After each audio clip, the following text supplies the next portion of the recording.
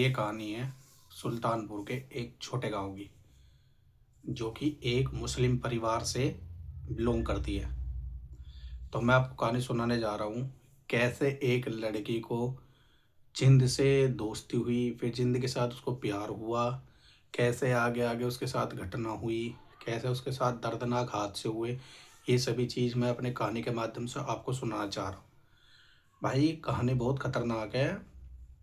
इसे सुन के भी, इसे पढ़ करके भी है ना, मेरे को यार खुद अंदर से ऐसा हो रहा है कि बस मैं आपको। तो जो लड़की का नाम है वो है मरियम, जो कि अभी अभी 12th पास करके कोई कॉलेज ढूंढ रही थी। तो वहाँ पे कोई कॉलेज था नहीं उसके गांव में, कि उसके गांव में बहुत बड़ी बात है, उसके गांव में स्कूल ही होना बहुत बड़ी बात थी, क्योंकि वहाँ पे ज़्यादा था नहीं, एक ही स्कूल था, वो टॉप करी थी। तो इसी वजह से उसने अपने घर वालों से परमिशन मांगी कि मैं कॉलेज पढ़ने जाऊँगी। उसके घर वाले भी एग्री हुए कि चलो ठीक है, आप है ना आगे की पढ़ाई कर लो। तो वो पढ़ने के लिए आगरा गई। आगरा में उसका एडमिशन हुआ, जो कि खाली गर्ल्स कॉलेज था। तो वह वहाँ पे जाती है, जाने के बाद अपना हॉस्टल में रूम देखती है। तो वहाँ पे जाती है, जाने के बाद उसके रूम में एक लड़की और रहती थी जिसका नाम था रेशमा। तो उनके आपस में 2-4 दिन बातचीत हुई। थोड़े दिन के बाद वो अच्छे दोस्त बन गए। ऐसे ही सब कुछ उनके बीच में बहुत कुछ अच्छा चल रहा था। कोई ऐसी चीज़ नहीं थी कि कोई बेकार चल रही हो, बहुत सही चीज़ चल रही थी उन सबके बीच में। थोड़े दिनों के बाद कॉलेज की पढ़ाई होकर के, जैसे पढ़ती है ना छुट्टी 2-4 दिन की, वो छुट्टी पड़ गई थी। तो और भी उनकी जो दोस्त बनी थी, थोड़े इतने ज़्यादा दिन हो गए थे, तो उनकी और किसी लड़की से भी दोस्ती हुई।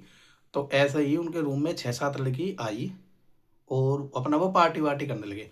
पार्टी करते करते एक लड़की बोलती है कि मरियम, क्या तुम्हें इस कॉलेज के बारे में पता है कि ये और दरवाजे कॉलेजों के क्यों बंद है? ये अपना इतने खुले हैं, तो ये 6-7 दरवाजे भी क्यों बंद है? ये आपको पता है? मरियम कहने लगी, नहीं मुझे को तो नहीं पता ये सारी चीज़ क्या है क्या नहीं है।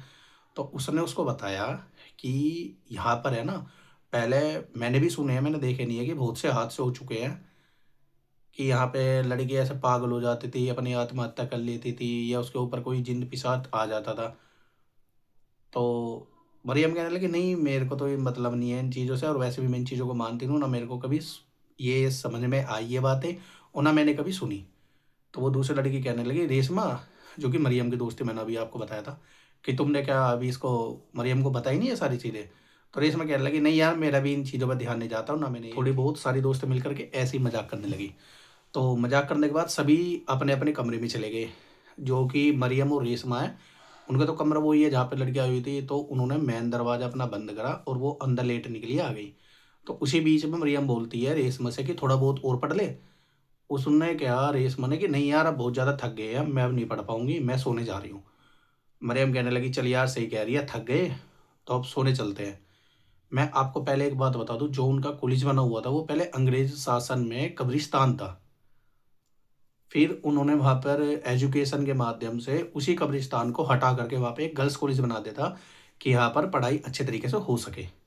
ये इसकी फुल स्टोरी है कॉलेज की।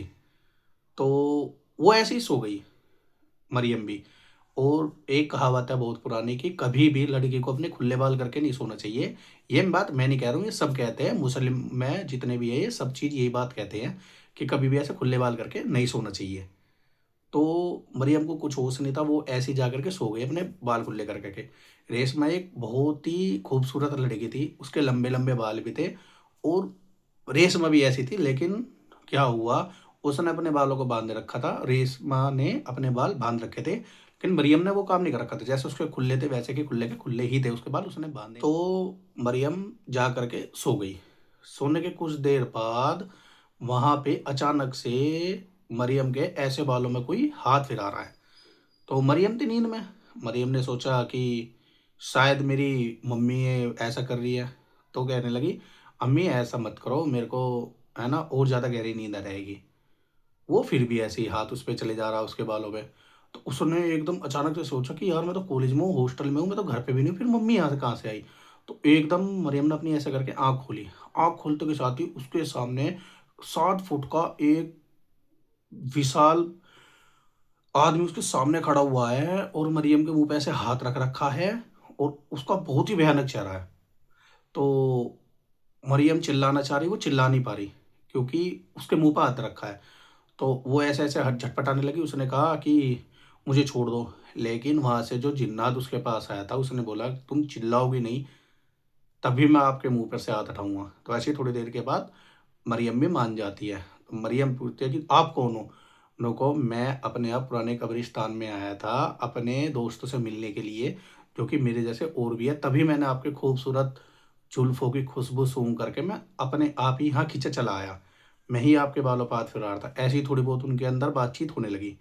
बातचीत होती रही, वो ऐसे ही आपस में उन्होंने दोस्ती कर ली। तो वो हर एक रात उसके कमरे में आता और ऐसे ही करता। जबकि रेशमा बगल में लेटी हुई थी, उसको बिल्कुल भी अंदाज़ा नहीं था।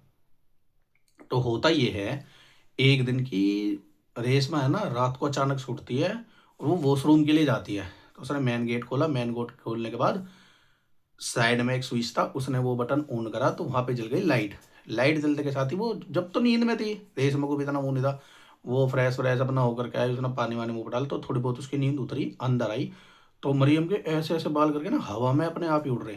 तो उसने बहुत तेज़ से आवाज़ मारी, "मरियम, ये तुम्हारे बाल कौन वो कर रहा है?" तो वहाँ से बोलती है, "तेरे को उससे क्या मतलब है? तेरे को जो करना है तू वो कर, सोना है तेरे को सो।" भाई रेशमा ने उसकी जैसी आवाज़ सुनी, वो समझ तो गई कि कुछ न कुछ गड़बड़ है। लेकिन उसने उस रात ये सोचा कि ये आज की रात बीती जाए, मैं फिर इससे अलग ही कमरा कर लूँगी अपना, मेरे को पता ही है किस साए में पड़ गई। तो होता भी यही है। होता ये है कि जब अगली सुबह होती है, रेशमा अपना वहाँ से रूम चेंज कर लेती है। रूम चेंज करने के बाद मरियम अब अकेली है। अब जो जिन्नात के बीच में और मरियम के बीच में अभी तक दोस्ती आ रही थी, वो प्यार में बदल जाती है। वो आपस में बातचीत करना काफ़ी लंबी-लंबी देर तक, वो थोड़ा कमरे से बाहर भी सुनाई देती थी। वो बोलता था अपनी पूरी तेज आवाज़ में, ये भी अपना लड़कियों की आवाज़ में बोलते-बोलते रहते थे। इनके अंदर बहुत अच्छे खासा प्यार-व्यार सब कुछ हो गया था। तो यही बात देखते हुए रेशमा और रेशमा के कुछ दोस्तों ने मरियम के घर पे फ़ोन कर दिया कि यहाँ पर ऐसा-ऐसा हो रहा है। तो उसके घरवाले आते हैं, घरवाले उससे पूछते हैं। वो कहते हैं, "मरियम क्या है, ये ऐसी-ऐसी बात सच है?" तो वो बताने से साफ-साफ इनकार कर देती है। तो फिर वो रेशमा की तरफ देखते हैं उसके घरवाले। वो कहती है कि आज एक काम करो, आप है ना इसको बिना बताए मेरे वाले कमरे में साइड में ला करके सो जाना। फिर मैं आपको दिखाती हूँ कि ये कैसा करती है। तो उसके घरवाले भी उसकी यही बात सुनते हैं और उसके पास एक रात के लिए रुक जाते हैं। तो जैसे ही रात होती है, 12 बजते हैं, मरियम वैसे ही तेज-तेज बात करती है। उस आदमी की, दूसरे की जो जिन्नात है, उसकी आवाज़ दूसरों को नहीं सुनाई देती, लेकिन मरियम की सबको आवाज़ सुनाई देती है। तो यही बात सब कुछ देखते हैं। देखने-वेखने के बाद उसके घरवाले, अब वो भी सुबह का इंतज़ार कर रहे थे, वो भी इन चीज़ों में नहीं पड़ना चाह रहे थे, वो भी सुबह का इंतज़ार कर रहे थे। सुबह का जैसे इंतज़ार हुआ, उन्होंने सीधा क्या करा, मरियम को वहाँ से कमरे से निकाला और सीधा ही उसके बाल कटवाने के लिए ले गए। क्यों? क्योंकि जिन्नात को उसके बालों से प्यार था। उन्होंने सारी बातें सुनी कि उसको उसके मरियम के बालों से प्यार है वगैरह-वगैरह, जितनी भी बात थी सब कुछ बात सुनी। सुनने के बाद अब उसको ले गए दुकान पे नाई की। वहाँ पे उसके बाल-वाल कटवाए। जब उसके बाल कट रहे थे ना भाई, मरियम इतनी बुरी तरीके से रो रही थी कि नहीं ऐसा मत करो, ऐसा मत करो, मैं तुम्हारे सामने हाथ जोड़ रही हूँ, ये मत करो, अम्मी-अब्बू को समझाओ, ये ऐसा मत करो, वो ऐसे करके बोलने लगी। फिर भी उन्होंने एक नहीं सुनी और उसके भाई बाल कटवा दिए। इतने छोटे-छोटे बाल करवा दिए जैसे लड़कों के होते हैं। बाल कटवाने के बाद वो वापस कॉलेज में गई। कॉलेज में जाकर के उसको क्या लगा कि जो मेरे से दिन-रात प्यार करता है, वो मेरे बालों से तो करता है, चलो क्या हुआ अगर मेरे बाल कट गए, तो वो मेरे से भी तो प्यार करता है ना, मेरे को अब ऐसी कुछ भी तकलीफ़ नहीं देगा। उसको यही लगा। लेकिन भाई उसका ये मानना ही सबसे बड़ा गलत था। क्यों? क्योंकि जब रात हुई और वो जिन्नात उसके पास आया, उनने मरियम के बाल कटे हुए देखे, तो वो इतना गुस्से में आ गया, इतना गुस्से में आ गया हद से ज़्यादा, उसने मरियम को मारना-पीटना चालू कर दिया। मरियम पहले तो हल्का-फुल्का ही मारा था, उसने कुछ ज़्यादा वो चिल्लाई नहीं। फिर उसने इतना बुरा मारना उसको चालू कर दिया कि जो ये हाथ-वाथ है ना, ये सारी चीज़, ये सारा हिस्सा, उसने बिल्कुल एकदम ऐसा कर दिया जैसे कोई ब्लड से नहीं काट देता, ब्लेड पकड़ करके ऐसा काट देता, ब्लड निकलने लगता है। वैसे उसके अंदर जख्म डाल दिए बड़े-बड़े। तो उसी टाइम रेशमा भी और उसके दोस्त भी सब ये खड़े होकर के बाहर गेट पे सुन रहे थे, लेकिन किसी की हिम्मत ये नहीं पड़ी कि कोई अंदर जाके देख ले। तो यही बात होते हुए उस रेशमा ने उसके घरवालों को, पेरेंट्स को फ़ोन कर दिया कि ऐसे-ऐसे हुआ है। तो वो भी रात को ही निकले। वो सुबह पहुँच पाते क्योंकि दूर था, ऐसा तो है नहीं कि पास में रहते, वो दूर थे। उनको भी आने तक का सुबह हो जाती। तो उसको बहुत मारा, बहुत मारा। तो मरियम पूछते कि तुम मेरे बालों से प्यार करते थे या मेरे से? मैं तुम्हारे बालों से आकर्षित हुआ था। तो ऐसे उसको बहुत मारा, बहुत मारते-मारते उसको वो मरियम एकदम बेहोश हो गई वहाँ पे। जैसे सुबह हुई, सबने गेट खोले, गेट खोलने के बाद उसके पेरेंट्स ने उसको उठाया, उठा करके उसकी हालत जो देखी, वो इतनी क्रिटिकल हालत थी उसकी, इतनी खराब हालत थी उसकी कि लड़के तो एकदम देखते के साथ ही उसको चिल्लाने लग गई कि इसकी क्या हालत हो गई है एकदम, ये इतनी बुरी। उसके घर वालों पे बर्दाश्त नहीं हुई, उसको ले गए दोबारा वहां से गाँव। गाँव लाने के बाद उन्होंने अपनी मौलाना जी से उस पर पानी पड़वाया, उसको पानी पियाया और उसके ऊपर डाला। डाल करके हाजी जी कहते हैं अभी थोड़े कुछ वक्त में ये ठीक हो जाएगी।